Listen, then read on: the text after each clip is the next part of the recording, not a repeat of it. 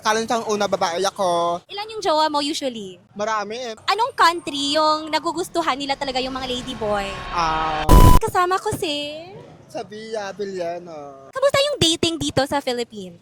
Okay naman for friend. Jowa-jowa, alam mo na. May jowa ka na ba ngayon? Wala po.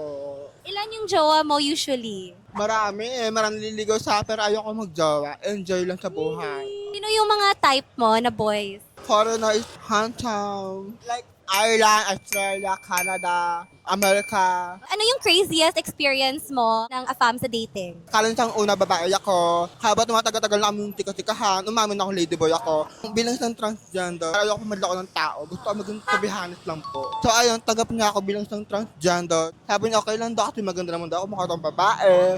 Yeah. So sa tingin mo, nagugustuhan yung mga AFAM, yung mga ladyboy? Of course, acceptance. Marami. Marami naman po. Ano yung reaction nila? Nagulat sila, parang, oh my God, really? Tapos, nagda-date pa rin kayo. Yes po. Ano gusto nila po nila kasi dahil sa pagiging mabuting tao ko. Anong country yung nagugustuhan nila talaga yung mga ladyboy? Ireland, Europe. Really? Yeah. Before meron pa akong boyfriend, Ireland din po sa... May advice ka ba sa mga ibang mga ladyboy mag-date dito?